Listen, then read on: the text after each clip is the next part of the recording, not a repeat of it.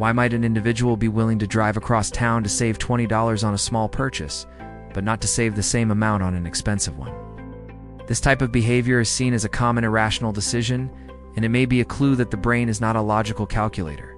It appears to be a Kluge, a machine that operates on ancient survival principles, which are often a mismatch for the modern world. A key example of this mismatch can be found in the framing effect. An item labeled 80% lean is perceived as more appealing than the same item labeled 20% fat. Logically, they can be considered identical. The ancestral brain appears not to have been built for logic, but for seeking out positives and avoiding negatives. The word lean can act as a positive frame, signaling a gain. The word fat can act as a negative frame, signaling a potential loss. An ancient system appears predisposed to react to the frame, not the fact.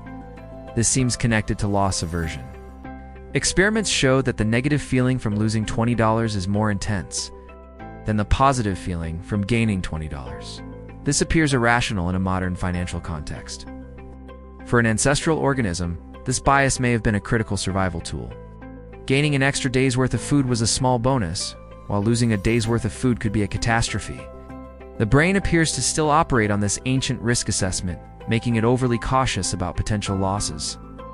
Another piece of this obsolete system may be anchoring bias. The first number heard in a negotiation can have a disproportionate effect on the final outcome, even if that number is arbitrary. This may be because the ancestral brain evolved in a world of incomplete information. When faced with an unknown, the first piece of information may have served as a valuable anchor in a sea of uncertainty. That ancient shortcut appears to be still active, causing the mind to get stuck on the first piece of data it receives. The brain also appears to be easily overwhelmed by modern choice. An individual faced with 2 options can usually make a decision, but an individual faced with 20 options is more likely to make no decision. This choice paralysis appears to be another Kluge.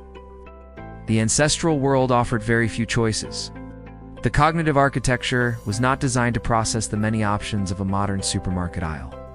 It seems to default to a simple, safe response, inaction. These Kluges are thought to be the result of the brain's layered design. This model suggests it has a modern, slow, and logical system for deliberate thought. But this system is built on top of a much older, faster, and more established reflex system designed for immediate survival.